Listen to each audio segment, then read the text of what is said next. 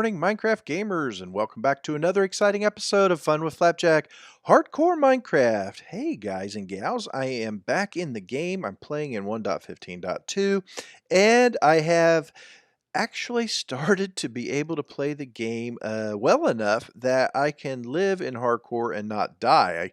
I tried 3 times to live in this world and not die, and for whatever reason.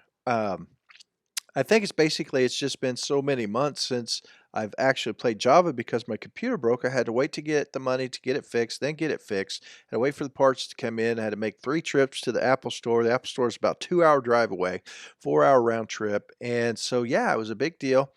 I think there's only like 2 or 3 Apple stores in the entire state of Indiana. That's where I live in the U.S., in the state of Indiana. So I had to drive forever to get there, get it fixed, wait for parts and all the other stuff that I already said. And then when I got it back, the game was updated to 1.15, and I wanted to play, but not play in the 1.14 world. So, yeah, I had to wait till Optifine came out. It finally just came out recently so that I could load Optifine on my MacBook Pro and play the Java edition of Minecraft on my laptop, like I've always played for the last 4 years. So yeah, I'm not interested in getting a new computer. This computer is 8 years old and it works almost as perfectly as a brand new computer, just slightly a little bit slower in processing speeds and such because it is an 8-year-old computer, but it was top of the line when I got it then. Very thankful to have it. It's a really great, solid machine. Doesn't cost me, $600, $800 to buy a new laptop every year and a half to 2 years because, some crappy PC broke and I had to repair it, replace it, and constantly deal with all the issues. Just have a Mac and I use it for work, and then it just happens that I can load the game and play it on my computer. So that's where I've been for the past several weeks and months and not being able to play in Java. But while taking the break from being able to play in Java Edition, I didn't quit playing Minecraft altogether. I did go back into the Bedrock version of the game and have met a ton of people having a ton of fun playing in the Seven Kingdoms realm with a bunch of people from over in the UK and then a bunch of people from back here in the States. We all kind of converge onto the world and play and enjoy it and having a lot of fun. But yeah, I just got attacked by a random skeleton, shot my dog. There we go. So now that I'm done being distracted by the random attack of a skeleton just hanging out in the shadows over there, I landed here in this area of the world. I'm only 300 blocks or so away from the world spawn itself, and I noticed a bit of cobblestone in the side of a hill, which is an unusual thing to see in Minecraft. And so when I got over here, I realized that there was a skeleton spawner right there.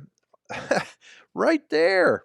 Yeah, ground level. So basically, it's like 1 block above sea level is this dungeon. It was all into the side of the hill, and part of the blocks were missing. And so I tamed a dog because I actually had a couple bones from fighting some skeletons on my way. But I was in no armor, carrying a worn-out stone sword, and I had a dog with me. And we jumped into the dungeon, and we conquered it and took it over for our own.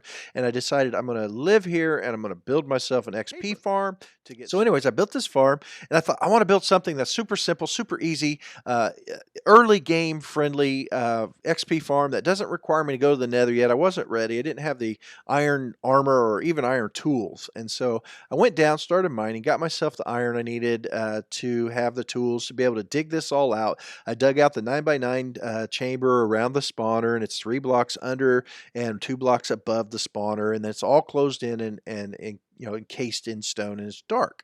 But I decided what I wanted to do was build a farm again that would be super easy. So I just took 3 dispensers and I put them on 3 blocks, and then I put signs against it, and then I put the hoppers down here at the feet level for the skeletons. And then I flushed them into this chamber and ran a 3 repeaters behind the dispensers and then a redstone wire over to a block and put a button on it. All I do to dispense the lava is click the button, it spits the lava out, click the button, it sucks it back in, walk over here, whack these guys, and I get all the XP and then all of the drops. And so yeah, it couldn't be any easier. And that's what I was wanting. I did not want something that was going to be super complicated. I just wanted to make it super easy.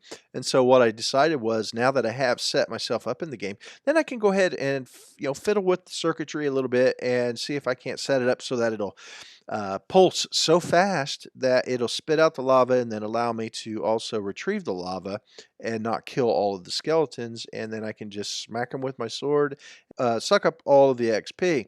Let's see, I built my AFK fish farm. This little guy right here takes absolutely no iron to do it, hardly whatsoever, about 14 pieces of iron. You got to have a water bucket to waterlog the fence post, and then you need an iron pressure plate. That's pretty important. It's got to be a weighted pressure plate, and then a iron trapdoor. And so, yeah, you make a hopper, pressure plate, trapdoor, and you need an iron bucket. And then the rest is just basically wood items with one little redstone dust. So I can actually stand here and fish day or night, and the phantoms won't come and get me. And I can leave this thing go infinitely because I now have a god rod, mending lure, unbreak, luck of the sea, maxed level. Fishing rod will give me XP. This thing could just sit here and run day and night. I could leave it on forever if I wanted to, which of course I won't because I would like to play the game. I have a little bed under my ancient Hobbit town tree. I'm going to actually build this valley into maybe something like a Hobbit world. So I'm going to try to figure out if I want to live down by the river because I like this river. Maybe carve into this ravine some way. Yeah, that's... Oh, I got Feather Falling 4 finally, so I think I'd be fine. I could drop down in there. With Pro 4 and Pro 3 on my armor, I can take, 70 or 80 blocks of fall damage usually and not die. But it'll put a hurt on me. I don't want to do it on purpose, but I think I'll definitely build a hobbity area, maybe build a little hobbity cave right into this mountain edge, mountain hillside here, and then I'll be able to have all of my hobbity stuff happening out here. So, yeah, I think I'm going to do some of that. And that's basically all that's been going on in this world is, I just started it and I am already in diamond gear because of this XP farm. I'm already at a really great advancement in the game, much, much further than I thought I would be.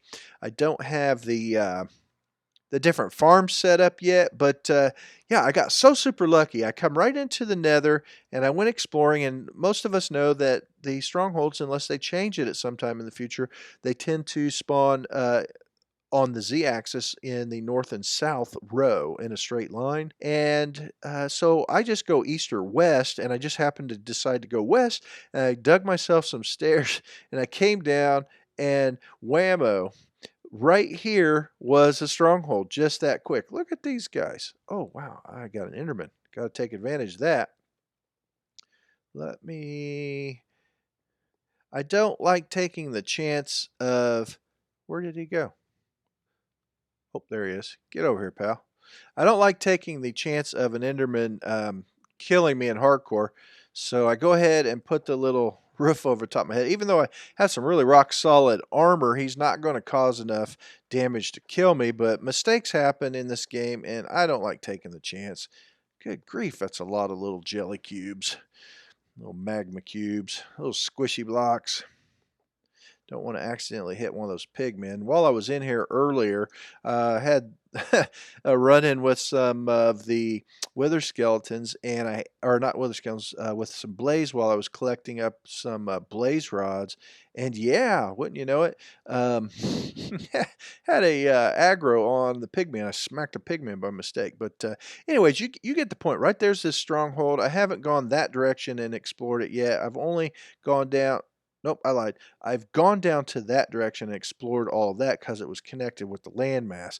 But over here was a little bit more unsafe, and I didn't want to get like down in the lava lake and accidentally end my game. Gonna go get some fire potions. That's what I was doing. I was cooking up that sand to make those bottles, make some fire potions. Totally getting distracted with all the stuff that's been going on. Might as well grab some mushrooms because, yeah, I might get a zombie villager or something and want to convert him over so I can make some of those splash potions. I got a spider eye too. I can make a splash potion of harm. And I got a golden apple. I could probably get some more golden apples pretty easily. Be able to rescue a villager or two and get myself set up with that. And overall, that's about everything that's going on. So what I think I'm going to do is do some AFK fishing and maybe start doing some of the hobbity builds. But yeah, I'm going to catch you in the next video.